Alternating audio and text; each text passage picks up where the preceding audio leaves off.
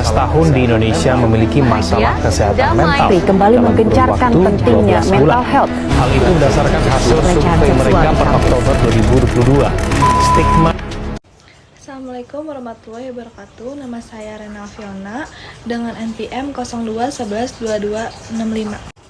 Di sini saya akan mengedukasi tentang kesehatan mental untuk kaum milenial dan memberikan pendapat kesehatan mental di kaum milenial sekarang.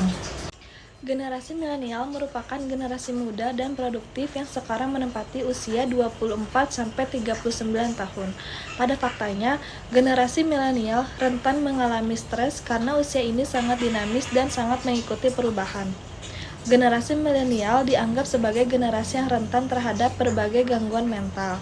Hal-hal yang menjadi pemicunya pun beragam, mulai dari masalah pekerjaan, uang, hingga masalah percintaan. Generasi milenial kerap disebut dengan berbagai isu dan topik yang tengah berkembang di masyarakat.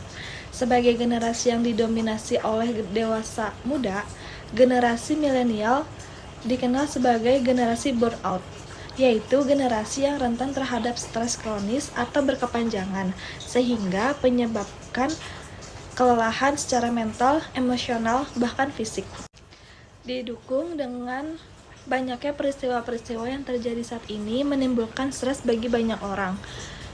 Tetapi kaum muda benar-benar merasakan dampaknya, terutama masalah-masalah yang mungkin terjadi di luar kendali mereka. Kalangan anak muda kerap mengaku alami krisis mental lantaran semakin pesatnya persaingan di era globalisasi ini. Persaingan tersebut bisa beragam, baik itu secara finansial, status sosial, hingga pekerjaan. Hal ini membuat para milenial merasa stres. Mahasiswa yang baru lulus, terkhususnya selama 2 tahun terakhir ini, merasa kesulitan mendapatkan pekerjaan. Akibatnya, banyak mahasiswa stres hingga depresi. Permasalahan uang menjadi salah satu titik fokus paling umum kekhawatiran generasi milenial. Banyak dari mereka yang kesulitan mencari pekerjaan dan memiliki kekhawatiran yang serius tentang masalah uang. Generasi milenial saat ini menghadapi kesulitan keuangan yang bisa dibilang lebih besar daripada generasi yang sebelumnya. Hampir 30% generasi milenial melihat diri mereka kurang sejahtera dari yang mereka pikirkan. Mereka juga mengalami kesulitan menabung karena gaya hidup dan biaya hidup yang semakin meningkat.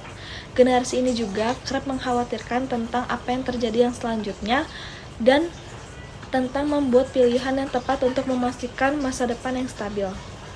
Kekhawatiran ini menjadi alasan mengapa generasi milenial rentan terhadap gangguan mental. Mereka seringkali mengalami kesulitan menentukan satu opsi dan merasa tidak mampu membuat pilihan sama sekali.